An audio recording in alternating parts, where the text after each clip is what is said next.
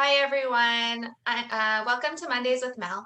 My name is Melissa Chung-Mowat, and I am the NDP candidate running in the federal riding of Winnipeg North. Thank you for joining us for today's chat. Mondays with Mel is all about connecting with constituents, community, and thought leaders around the realities that influence the lives of folks living in Winnipeg North. A theme that we always come back to is all of us together. I'm really thrilled today to be joined by Brandy Bobier.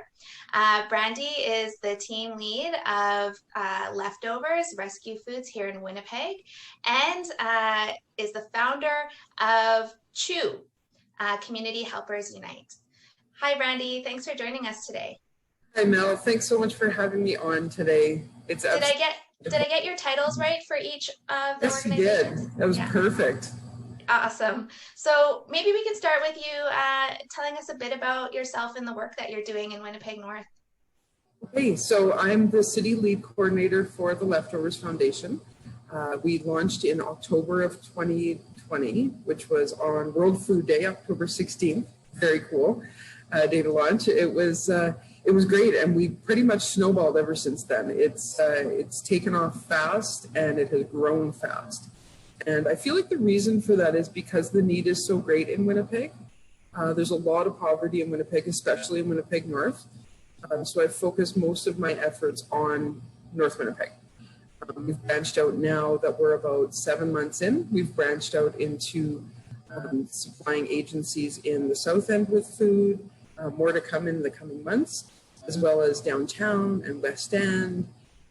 But still the need in Point Douglas and North End are so great that it actually, my observations with working with Leftovers and the agencies that we work with led me to actually found my own nonprofit to utilize and upcycle some of the foods we get from Leftovers that can't be given out as is.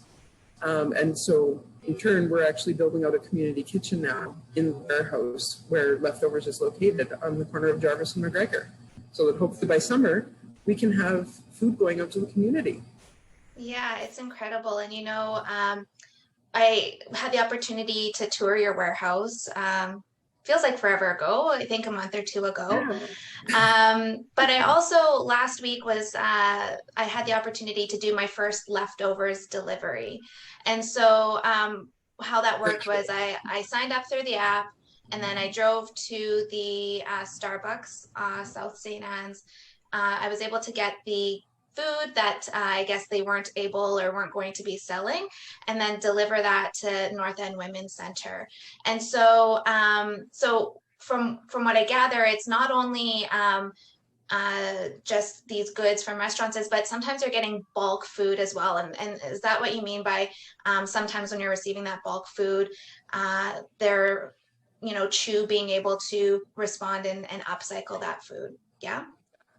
So we've started receiving a lot more rescue food donations from places like Cisco or Harvest Manitoba, who have, they'll get things into their inventory. Like Cisco is a great example because they will call us now. We have a great relationship with them.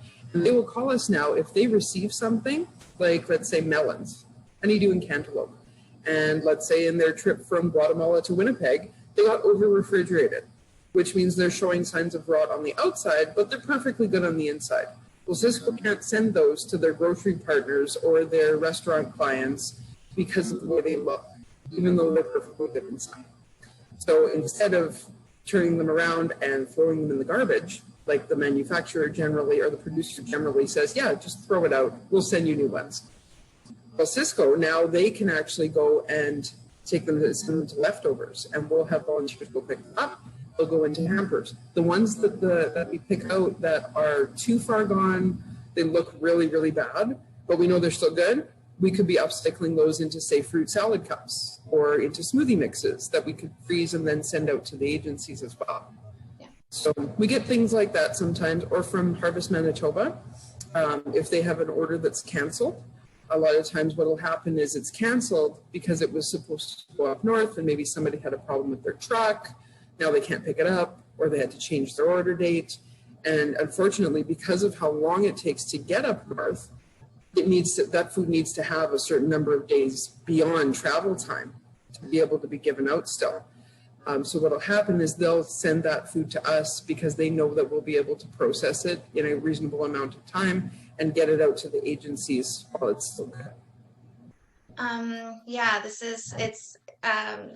we'll have to make sure that people get directed to your social media, because sometimes seeing the amount of food that's coming in and what you're able to do with it and how you're able to connect with community organizations and really get that food out. And so there's a number of things here, and one is reducing food waste, but it's really broadly about food justice, right? Like in Winnipeg North, we have, and in the North End and in many communities in Winnipeg, we just have food deserts, lack of access to food, people not being able to afford food. And so I don't know if you're able to share a bit about how, these initiatives are really, they're truly a community-driven response to the deep need around access to healthy food.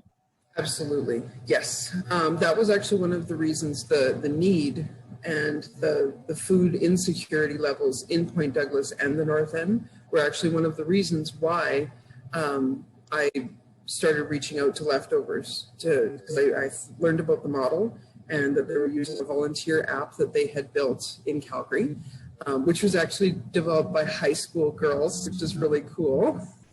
That is very cool. I didn't know that. Yeah, the founder had a group of high school girls develop the initial app, which is so awesome. Talk about opportunities for teenagers, right? Yeah, that's very cool.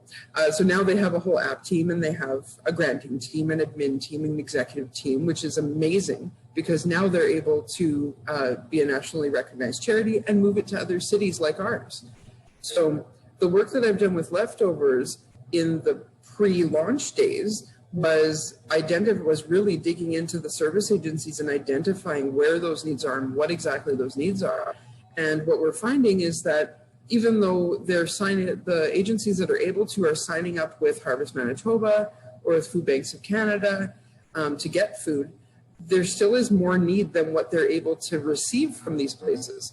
So to take a lot of our food waste, being a food city and a restaurant-driven city, to take that food waste from distributors and from restaurants and bakeries and coffee shops that otherwise, due to freshness levels and guarantees, would be going in the garbage, it allows us to increase the supply to those organizations without affecting what they're receiving from Harvest or from Food Banks of Canada or anywhere else. Yeah. So it just increases that level of food so that people who maybe were before only getting the minimum in their food hamper, now they're getting a bit more. And those agencies that are making the hampers are able to make more hampers in case extra people show up. They don't have to turn people away. Yeah, it's really just such an innovative way to look at how we respond to the needs. And we have deep issues around children having access to food, and so I know that I think it was very timely probably to launch both Leftovers and then start your work with Community Helpers Unite during the pandemic. Just that, children often receive food in school. And, you mentioned in an earlier chat that we had around this upcoming summer and responding to some of that. Can you tell us a little bit about that work? Yeah, well, I've been chatting with some potential partners of ours to get food out to kids through the schools. We've been working with a few different community activists and community outreach people and other philanthropists within the community who see that same need, that a lot of kids, especially in the North End and Point Douglas, end up relying on the food that they receive at school to make sure that they have food. So like when they get the breakfast program, they get the lunch program, and then all of a sudden they go to remote learning, those things don't exist for them anymore. And that's not good because a lot of times that's what their families are relying on, especially in families that have a high volume of kids. Like that's 6 extra breakfasts and lunches is something big that they have to come up with now. And if their parents are out of work or they've been affected by the pandemic, it's hard to make that materialize out of nothing. Yeah. we're hoping to put together a program by summertime when school lets out that will connect us through those schools with the families that are in need of food outside of school. Yeah. Yeah, and I think so. I live in Point Douglas, and it truly is a food desert, right? And there aren't any accessible, affordable food. And so I know where you're located on Jarvis. I know that, a longer term vision is to be able to offer food right out of that location too. And I think previously you had mentioned it be kind of like a pay at what you can for the food. Is that still a longer term vision? Yeah. So through Leftovers, their sister company, Fresh Roots Mobile Grocery, was supposed to come to Winnipeg this summer potentially, but COVID hit them hard. And so they've had to scale back operations, and we don't have a timeline of when that mobile grocery system is going to come here. So we're looking at other options in the meantime. And Community Helpers Unite, I think, is one of those options. Whether it means we set up a satellite location within Point Douglas, certain days of the week, maybe at one of the schools, like in the parking lot or something, or through the North Point Douglas Women's Resource Center, or through like Gonzaga Middle School or something like that. It had a lot of different working parts to it, but I know that we'll come up with a solution to get that rolling. And so a couple final questions. What are you seeing as like any gaps that need to be addressed by, what can the different levels of government do? What is needed right now? And also then how can people get involved who are interested in supporting this work? That's a great question. Funding, and more funding.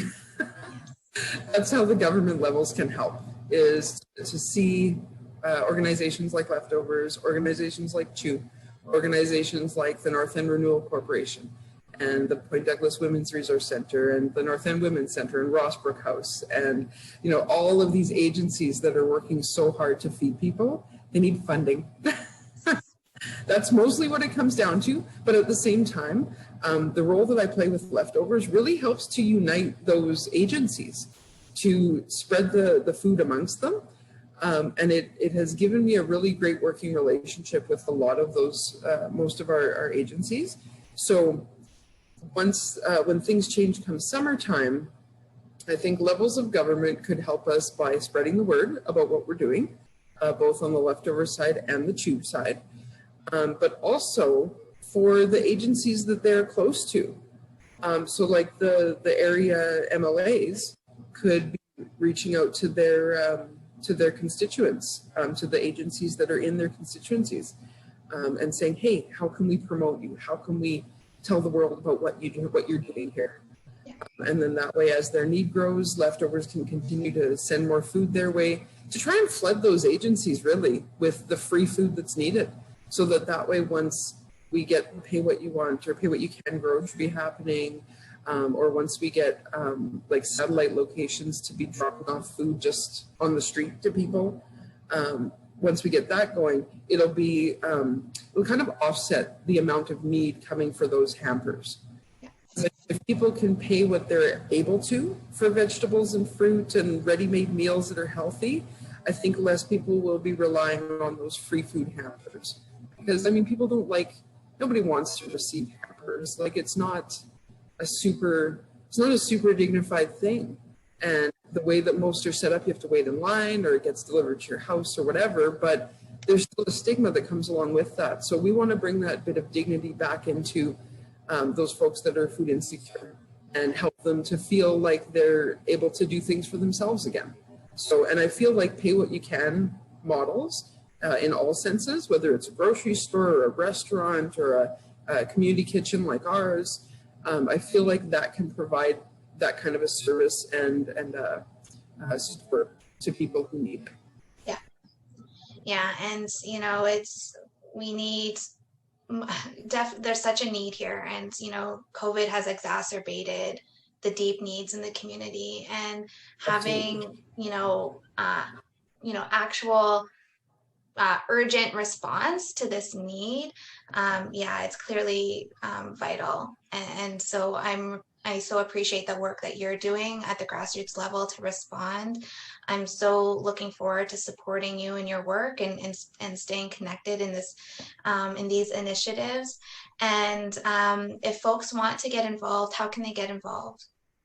Well, we have our Instagram page up and running called We Got You, CHU underscore WPG. You can look us up on Instagram, follow our page, and we'll be posting updates there. We also have a GoFundMe page set up, which you can link to from our Instagram profile. And I've also been posting it through my own personal social media as well. Some of our partner agencies have been reposting as well as yourself.